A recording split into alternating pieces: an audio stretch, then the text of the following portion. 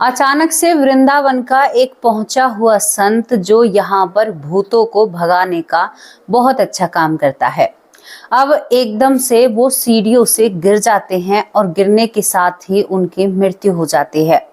बड़ा दुख था, भारी दुख था। उनकी कुटिया की सीढ़ियों से गिरने पर ही, यानी ऐसे बना हुआ था कि एक नीचे बरामदा और बरामदे के ऊपर, गांव की भाषा में आपसे कहूं तो चौबारा या एक कमरा या एक बेड का कमरा, कुछ भी कह सकते हैं, वो बना हुआ था। उनसे गिरने से ही इनकी मृत्यु हो जाती है। इनको आनन फानन में हॉस्पिटल भी ले जाया जाता है, वहां पर भी इनको मृत घोषित कर दिया जाता है। जब इन्हें मृत घोषित कर दिया जाता है तो भाई इनकी समाधि की तैयारी की जाती है। अब आप लोगों को पता है कि संतों को अग्नि नहीं दी जाती है, उनके शरीर को बैठने की पोजीशन में और जमीन के अंदर दफन किया जाता है। संतों को समाधि दी जाती है, क्योंकि जब कोई अवशेष मिलते हैं तो यहाँ पर हमारे कुछ मुस्लिम भाई सवाल खड़े करते हैं कि भाई हिंदू तो सबों को जलाते हैं, फिर ये सब कैसे गड़े हुए हिंदुओं के हुए। तो मैं उन भाइयों को अपनी वीडियो के माध्यम से जवाब देना चाहती हूँ, क्योंकि सुनते जरूर हैं लेकिन फॉलो नहीं करते हैं, कमेंट नहीं करते हैं, क्योंकि मेरा चैनल एक अलग दिशा में है। तो मैं उनको जवाब देना चाहती हूँ कि हमारे संतों को कभी भी जलाया नहीं जाता। कोई एक आदि संत ऐसे होते हैं, वरना उन्हें प्रकृति की गोद में उनके शरीर समेत ही दिया जाता है, यानी उन्हें अग्नि नहीं दी जाती। ये एक परंपरा है और बहुत सालों से चली आ रही है, वर्षों से, हजार सालों से, लाखों सालों से चली आ रही है। तो यहाँ पर हमारे जो कंकाल कभी भी जमीन पर दफन हुई चीजें मिलती हैं तो वो हमारे संत हो सकते हैं, ये समझ लीजिएगा। क्योंकि हमारे धर्म में बच्चों को भी नहीं जलाया जाता है, संतों को भी नहीं जलाया जाता है। बहुत सारी चीजें ऐसी हैं जो इस तरह की हैं। लेकिन अब इस संत की बारी थी भाई, ये बहुत पहुंचे हुए थे, बहुत लोगों को आराम दिया था इन्होंने। अब यहाँ पर उनके लिए एक गड्ढा खोदा जाता है। करीबन गड्ढा बहुत टाइम में खुदता है, 4 लोग लगते हैं फावड़ा लेकर, और एक संत की समाधि का निर्माण जो करना था तो बहुत नीचे तक खोदना पड़ता है। लेकिन जैसे ही वो गड्ढा खुदता है और संत को बिल्कुल बैठकर बांधने की पोजीशन में बांध दिया जाता है तो एकदम से संत की आंखें खुल जाती हैं। जब संत की आंखें खुलती हैं तो मतलब संत को ये नहीं है कि आप शमशान घाट में दफनाओगे, नहीं, जहां वो रहते हैं उसी मंदिर में उन्हें स्थान दिया जाता है, वहीं पर उनकी समाधि बनाई जाती है। ये संतों के साथ ही होता है, इंसानों को मंदिर में नहीं ले जा सकते मरने के बाद। यहाँ पर जब संत की आंखें खुलती हैं तो चारों तरफ अफरा तफरी मच जाती है, क्योंकि बहुत लोग उनकी अंतिम क्रिया में उनके साथ थे। दोस्तों, आंख खुलने के बाद बहुत देर तक वो बैठे रहते हैं। अब उन्हें डर के मारे कोई खोलने वाला पैदा ना हो, क्योंकि बैठने की पोजीशन में उन्हें बांधा जाता है कुछ इस तरह से, ताकि वो बैठे ही रहे, यानी आसन लगाकर। दोस्तों, वो अब यहाँ पर मुंह से कहता है कि अरे भाई मुझे खोलो, मुझे निकालो इसके अंदर से, मुझे तकलीफ हो रही है, दर्द हो रहा है। तो हिम्मत करके गांव वाले यहाँ पर संत को खोलते हैं। खोलने के बाद जो संत होते हैं यहाँ पर बहुत लोगों से माफी मांगते हैं। अब गांव वाले हैरान हो जाते हैं कि संत तो बहुत अच्छे थे, बहुत अच्छे कार्य किए थे, लेकिन इनको क्या हुआ? करीबन 9-10 घंटे में ही ये लोगों से माफी मांग रहे हैं, ऐसी क्या बात हो गई? बिरला यानी एक अकेला इंसान और एक संत की पदवी पर जो हो, तो वो तो अगर सामने हाथ भी जोड़े ना तो बहुत बुरा लगता है इंसान को। तो फिर ये मामला क्या था?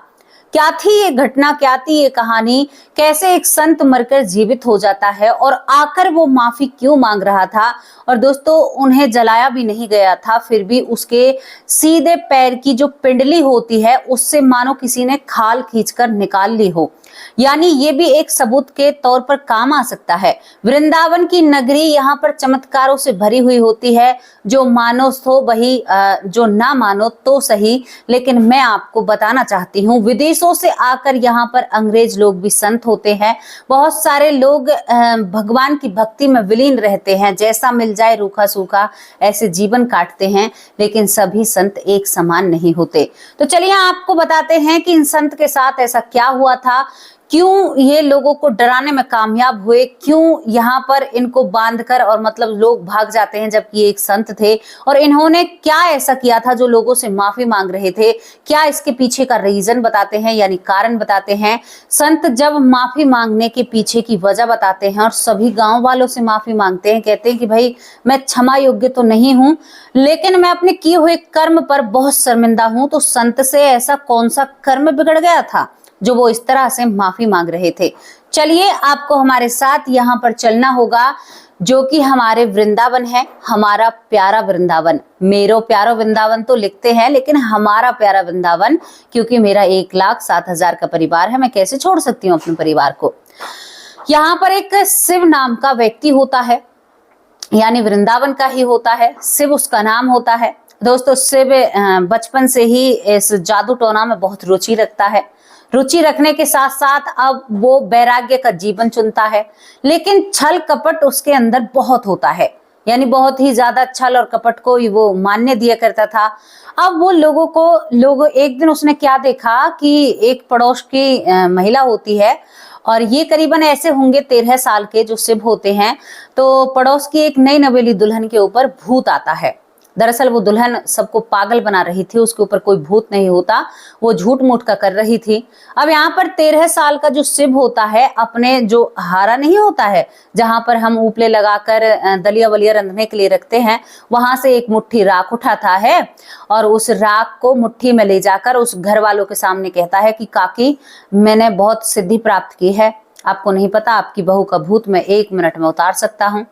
अब काकी बेचारी नई नवेली दुल्हन से परेशान थी, कई दिनों से परेशान कर रही थी, रात को सोने नहीं देती थी। वो महिला काम की मारी, क्योंकि यहाँ पर जो शिव होता है उसने उस महिला को यानी देखा था, स्वस्थ देखा था, और फिर थोड़ी देर में उसका रूप बदल जाता है। तो शिव को एक कमजोरी मालूम हो चुकी थी। दूसरे हाथ में शिव के में नमक की कुछ डरियां होती हैं, यानी नमक की जो साजा नमक नहीं आता है जो बिना पिसे आता है, कट्टे से में आता है, आप लोग जानते होंगे। तो उन नमक की डरियों में से वो 4 डरी अपने हाथ में, एक दूसरे हाथ में होता है और एक हाथ में भभूत होती है। तो वो हाथ में भभूत बनाकर उसे लेकर जाता है। हालांकि वो राख थी, उसने झूठ मूठ का अपने लिप्स यानी होठ चलाए, और चलाने के बाद उस महिला के ऊपर राख को सुहा कर दिया।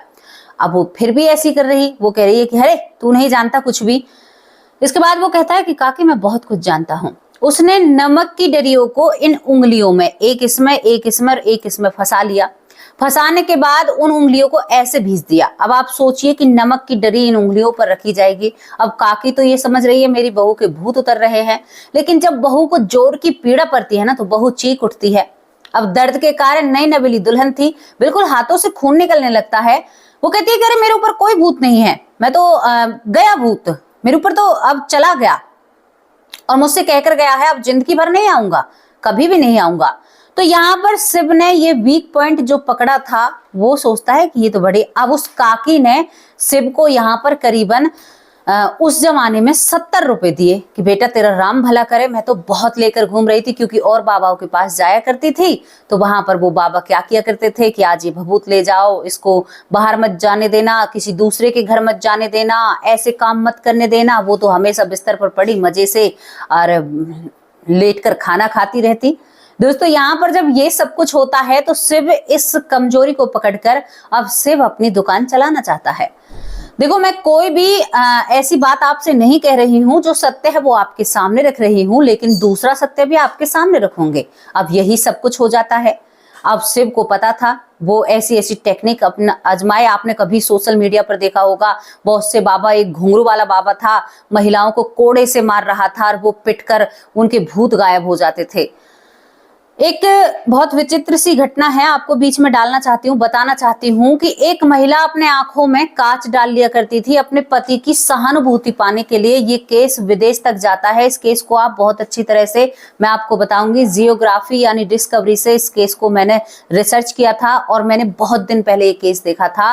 वो महिला पिसे हुए कांचों को आंखों में डालती थी, आंखों से खून के आंसू निकला करते थे, और फिर यहाँ पर कोई भी डॉक्टर जांच नहीं कर पाया कि ये खून के आंसू हैं। लेकिन जब उस महिला पर 24 घंटे तक कैमरा लगाया, तो वो महिला अब बाथरूम में जाकर आंखों पर कांच लगाने लगी थी। बहुत बड़ी घटना है।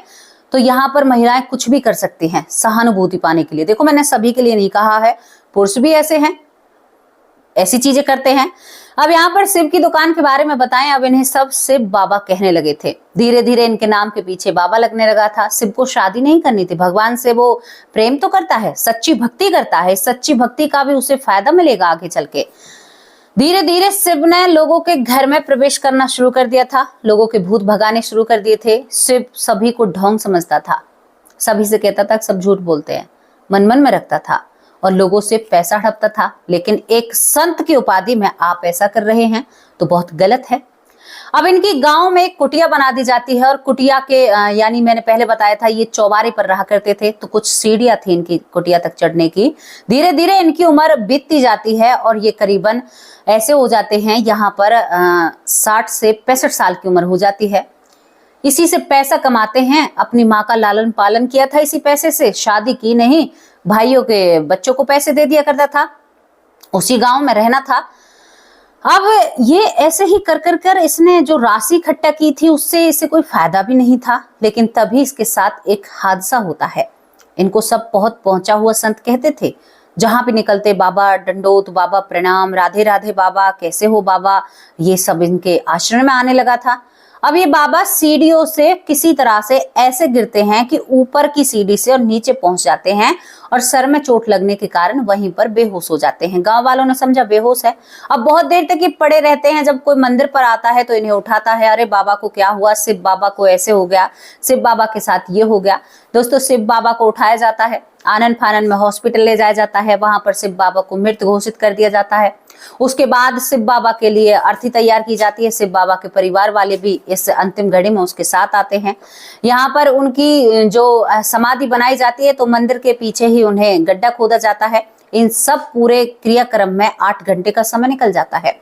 8 घंटे तक उन्हें बांधा जाता है। उनके भक्तजन जो बहुत दूर दूर से भूत उतरवाने के लिए आते थे, भूतों का समाधान कराने के लिए आते थे, वो भक्तजन सभी सुनते ही जिसको पता चलता है वो भागा भागा, अरे बहुत बड़े सिद्ध थे, ऐसे कैसे चले गए, ये तो बहुत बुरी बात हो गई, अब हमारे दुखों को कौन हरेगा, ये सब कुछ चल रहा था। लेकिन तभी यहाँ पर जब समाधि देने की बारी आती है तो शिव बाबा की आंखें खुल जाती हैं। आंखें खुलने के बाद का वाक्य मैंने आप लोगों को बताया।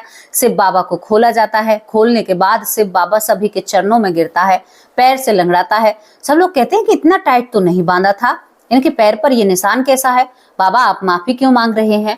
वो पूरे गांव के सामने हाथ जोड़कर खड़ा हो जाता है, कहता है कि देखो अच्छे काम तो मैंने किए हैं, अच्छे कामों का परिणाम मुझे दूसरा यानी दोबारा मुझे इस धरती पर भेजा गया है। लेकिन मुझे यमलोक लेने के लिए आए थे। और उससे आगे की कहानी जब ये बयां करता है तो गांव वाले भी दांतों तले उंगली चबा लेते हैं कि ऐसा होता है क्या। यहाँ पर ये कहता है कि मैंने तुम लोगों के साथ गलत किया, लेकिन मैं अकेला ही गलत का भागी नहीं हूँ।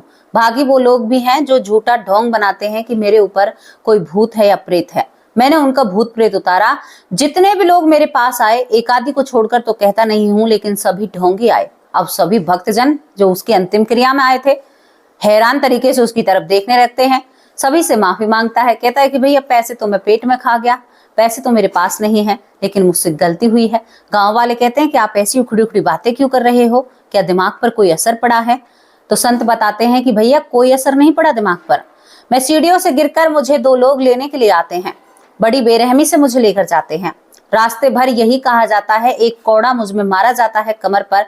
कहा जाता है कि संत होकर ठगी करता है, संत होकर ठगी करता है, लोगों को चूना लगाता है, उन लोगों को भी सजा मिलेगी लेकिन तुझे पहले मिलेगी।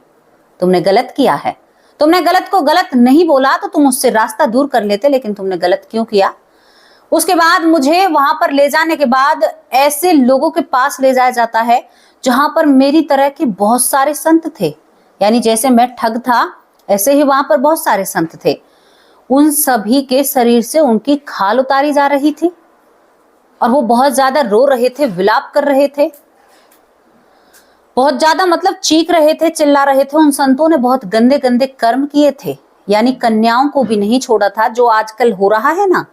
मतलब यही सब कुछ वहां पर उनकी खाल उनके शरीर से ऐसे खींची जा रही थी जैसे आलू के ऊपर से छिलके को नहीं उतारते हैं, वो तो बड़ी आसानी से उतर जाता है, लेकिन खाल खींचने का मंजर अपने दिमाग में सोच कर देखिए। दोस्तों, ये सब सुनकर लोग सोचते हैं कि हम और सुनना चाहते हैं। कहते हैं कि बाबा आप तो अब भी बड़े संत हो, पहुंचे हुए संत हो, जो इन चीजों का हमें ज्ञान नहीं था वो बता तो रहे हो। उन्हें फिर संत की उपाधि दी जाती है। इसके बाद ये कहते हैं कि मेरी बारी आती है, मेरी बारी आती है और मेरे देखो इस पैर से खाल उतारी गई है, सीधे पैर से, पिंडली से। अब जैसे ही वो खाल उतरती है तो मैं बहुत जोर से चीखता हूं, लेकिन तभी एक आवाज आती है कि अभी इसकी बारी नहीं है, अभी इसके और कर्म बिगड़ने हैं। मैं हैरान कि भैया आज तो बच गया, नहीं पूरे शरीर की खाल उतरती। वहां पर मैं उनसे कहता हूं थोड़ी सी नबी हुई आवाज में, भैया इन्होंने इतना बड़ा बड़ा क्या अपराध किया है, तो ये संत ही। तो यहाँ पर वो लोग कहते हैं कि तुमने तो थोड़ा बहुत भजन तो किया, इन्होंने भजन के नाम पर लूटपाट, लड़कियों के साथ गलत, लोगों की आंखों में धूल झोंका, लोगों से अंधाधुंध पैसा ऐंठा और संत के वस्त्रों में इन्होंने जो आम जनता होती है उन्हें बहुत दुख दिया, शोषण किया इन्होंने। उनके मैं क्या कहूं आपसे, उनके साथ उनकी आंखें निकाली जा रही थी, संत की आंखें। और भैया करता सो भोगता। और पता है खाल को उतारने के बाद जलती हुई जमीन पर वो पड़े थे और तड़प रहे थे। आपने कभी चाइना का कोई सीन देखा हो तो वहां पर जैसे सांप के ऊपर से उसकी स्किन को खींच लेते हैं तो वो बिलबिलाता है, ऐसे तड़प रहे थे। तभी तो ये संत आकर, जिसका नाम शिव होता है, सभी के चरणों में गिर रहा था, भैया मुझे माफ कर दो, ऐसा मुझसे बर्दाश्त नहीं होगा, मेरी किस्मत अच्छी है जो मुझे छोड़ दिया, अगर ये मेरे साथ होगा। और उसके बाद गांव वाले कहते हैं कि संत आप तो आज भी महान हैं, आपने हमें वो सच्चाई बताई जिससे हम बहुत दूर थे। इसके बाद यहाँ पर और पूछते हैं गांव वाले, भैया और कुछ बताओ हमें। सब बहुत रुचि ले रहे थे इन बातों में। यहाँ पर शिव कहता है कि मैं, उसके बाद मुझसे कहा जाता है कि तुमने जो पुण्य कर्म क्या किए हैं, कुछ महिलाएं ढोंग बनाकर घर में काम नहीं करती हैं, सास ननद को परेशान करती हैं, पति को परेशान करती हैं, उन सास ननद को जो राहत मिली, जो उन्होंने तुम्हें दुआएं दी, अच्छा ये भी हिसाब किताब है, जो दुआएं दी वो दुआएं तुम्हें आज यहाँ से वापस भेज रही हैं। मतलब कुछ तरीके से या उल्टे तरीके से किया, लेकिन घर तो किसी का बसा नहीं, वो ऐसे ही पड़ी रहती, घर तो बसा किसी का। तो मतलब उसका बुरा करना भी उसके लिए अच्छा लग गया, क्योंकि वो वृंदावन नगरी है, वो संतों की नगरी है। कहते हैं ना कि ये संतों की नगरी है जी, जरा संभल कर आना। तो भैया ये बात सत्य है कि वो संतों की नगरी है, जरा संभल कर आना आप लोग। तो ये बात सत्य हो जाती है। अब यहाँ पर सब जय जयकारे लगाने लगते हैं कि भाई शिव बाबा की जय, बहुत अच्छा जानकारी दी। तो भाई आपको ऊपर से कैसे नीचे भेजा गया? बोलो फिर तो वो मुझे बड़े सम्मान के साथ मेरे शरीर में भेजते हैं, कहते हैं कि जल्दी भेजो, दूसरा संत आना है इसकी जगह, हम तो गलत को ले आए। और यहाँ पर ये कहते हैं कि मैं तो यमराज तक पहुंचता ही नहीं हूँ और चित्रगुप्त तक नहीं पहुंचता, एक आवाज आती है और उस आवाज से ही मुझे नीचे भेज दिया जाता है। लेकिन इससे पता चलता है, देखो संतों को मैं प्रणाम करती हूँ, बहुत मान सम्मान करती हूँ संतों का, क्योंकि हमारे भारत देश की नींव संतों के ऊपर टिकी है। संतों के कंधों पर बहुत बड़ा भार है, क्योंकि सत्य सनातन धर्म जो है वो संतों से जुड़ा हुआ है। संतों की वाणी, संतों का अपनापन, संतों की गुरु शिक्षा, ये हमारे लिए बहुत जरूरी है। कहते हैं ना कि भारत देश में गुरु और शिष्य की पद्धति चलती है, आपको पता है या नहीं पता मुझे नहीं पता, लेकिन भारत वो देश है जहां पर गुरु शिष्य की पद्धति, यानी गुरु के आदेश पर एक शिष्य कुछ भी कर सकता है। गुरु ने कहा कि अपनी जान दे दो, तो संत के जो यहाँ पर शिष्य होते हैं वो जान देने के लिए भी तैयार होते हैं। ये एक सच्ची गुरु और शिष्य की, गुरु गोविंद दोनों खड़े काके लागू पाँव, तो ये दोहा यहीं पर फिट होता है। दोस्तों ये कहानी मुझे बड़ा प्रसन्न कर गई, मुझे एक समझा कर गई। देखो उसने उल्टा किया, लेकिन उसमें भी उसके लिए थोड़ा बहुत बेनिफिट हुआ, यानी सीधा हुआ।